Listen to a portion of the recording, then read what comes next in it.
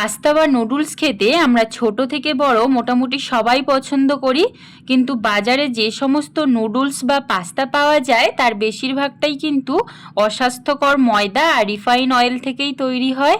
তাই আজকে আমি তোমাদের জন্য কোনো রকম ময়দা ছাড়াই পাস্তার রেসিপি নিয়ে চলে এসেছি। আর এই পাস্তার টেস্ট কিন্তু বাজারে পাওয়া পাস্তার থেকে অনেক গুণ বেশি স্বাস্থ্যকর ও সুস্বাদু হয়। নমস্কার বন্ধুরা, সঞ্জুস্মিতা ডায়েরির আরও একটা নতুন রেসিপিতে তোমাদের অনেক অনেক স্বাগত। রেসিপিটি ভালো লাগলে অবশ্যই চ্যানেলটিকে সাবস্ক্রাইব করে পাশে থাকবে। তো পাস্তা রেসিপি বানানোর জন্য আমি প্রথমেই একটা কড়াই নিয়ে নিয়েছি। এর মধ্যে 1 কাপ আর হাফ কাপের একটু বেশি জল দিয়ে দিলাম। এখন এই জলের মধ্যে সামান্য লবণ আর অল্প একটু তেল দিয়ে দিচ্ছি। লবণ আর তেলটা দেওয়ার পর ওটাকে একটু জলের সাথে মিশিয়ে নিলাম। জলটা আমাদের ভালোভাবে ফুটে উঠলে ওই একই কাপ মেপে 1 কাপ চালের আটা ফুটন্ত জলের মধ্যে দিয়ে দিলাম, আর সাথে ভরে ভরে 2 চামচ সুজি দিয়ে দিচ্ছি। এখন জলের সাথে চালের গুঁড়ো আর সুজিটাকে খুব ভালোভাবে মিশিয়ে নেব। আর চালের গুঁড়োটা দেওয়ার সাথে সাথে দেখবে চালের গুঁড়ো জল একদম টেনে নিয়েছে।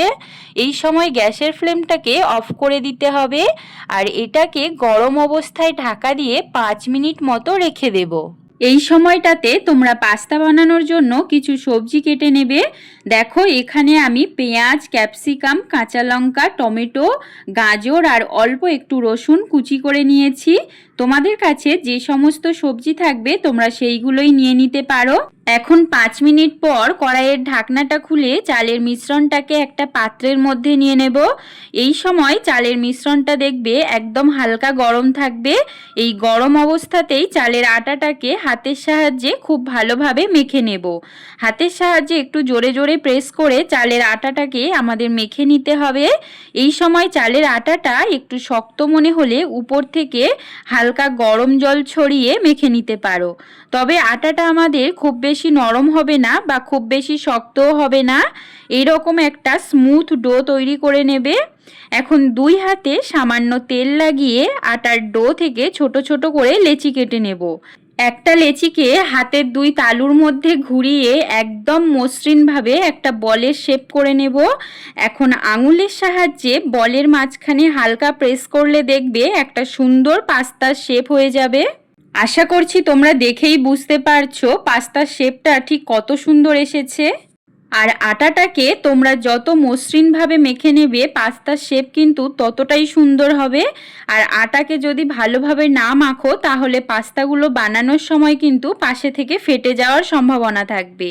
পাস্তার যেমন বিভিন্ন ধরনের শেপ হয় তোমরাও সেই রকম শেপ দিয়ে নিতে পারো, তবে আমার কাছে এই শেপটা বেশি সুন্দর ও ইজি মনে হয়েছে। তাছাড়া পাস্তার এই ডিজাইনটা কিন্তু খুব কম সময়ের মধ্যেও রেডি হয়ে যায় আর দেখতেও কিন্তু বেশ কিউট লাগে। আমি এই প্রসেসে সমস্ত পাস্তাগুলো রেডি করে নেব। এই যে দেখো আমি এখানে সমস্ত পাস্তাগুলোকে রেডি করে নিয়েছি। এখন গ্যাসটাকে অন করে একটা প্যান বসিয়ে দিয়েছি। এর মধ্যে 1 চামচ মতো সাদা তেল দিয়ে দিলাম। তেলের পরিবর্তে তোমরা ঘি বা বাটার দিয়েও বানাতে পারো। এখন আগে থেকে কেটে রাখা সবজিগুলো একে একে দিয়ে দেব। প্রথমেই কুচানো রসুনগুলোকে দিয়ে হালকা সোনালি কালার করে ভেজে নিতে হবে। এরপর এর মধ্যে কুচানো পেঁয়াজ ও কাঁচা লঙ্কাটা দিয়ে দিলাম। ঝালটা তোমরা তোমাদের পছন্দ মতো দিয়ে দেবে, আর বাচ্চাদের জন্য বানালে কাঁচা লঙ্কাটা স্কিপও করে যেতে পারো। এখন গাজর ও গ্রিন ক্যাপসিকামটা দিয়ে অল্প একটু ভেজে নিতে হবে।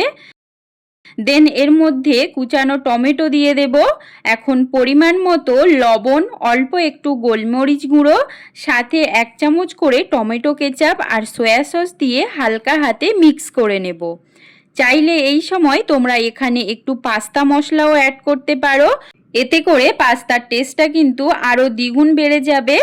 এখন এর মধ্যে 1 কাপ পরিমাণ জল দিয়ে দিলাম। জলটা ভালো মতো ফুটে উঠলে আগে থেকে বানানো পাস্তাগুলো দিয়ে দিচ্ছি। এখন এটাকে ঢাকা দিয়ে 5 থেকে 6 মিনিট মতো মিডিয়াম আঁচে রান্না করে নেব। 5 থেকে 6 মিনিট পর ঢাকা খুলে এর মধ্যে ফ্রেশ ধনেপাতা ছড়িয়ে দেব।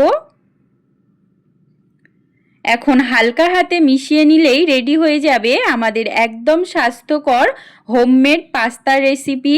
আমি উপর থেকে একটু সাদা তিল ছড়িয়ে সার্ভ করছি।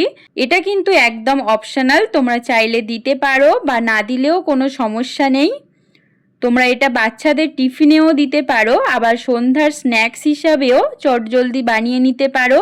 তাছাড়া পাস্তাগুলো বানিয়ে এয়ারটাইট কন্টেনারে ভরে ফ্রিজে 1 সপ্তাহ পর্যন্ত স্টোর করে রাখতে পারবে। আর যখন ইচ্ছা হবে একটু সবজির সাথে গরম গরম বানিয়ে নিতে পারো। তো আশা করছি এই সিম্পল রেসিপিটা তোমাদের অনেক ভালো লেগেছে। আর ভালো লাগলে ভিডিওটিতে একটা লাইক ও বন্ধুদের মধ্যে শেয়ার করে দিও। ফিরে আসছি আবার নতুন কোনো রেসিপির সাথে। ততক্ষণ পর্যন্ত সবাই ভালো থেকো, সুস্থ থেকো। টাটা।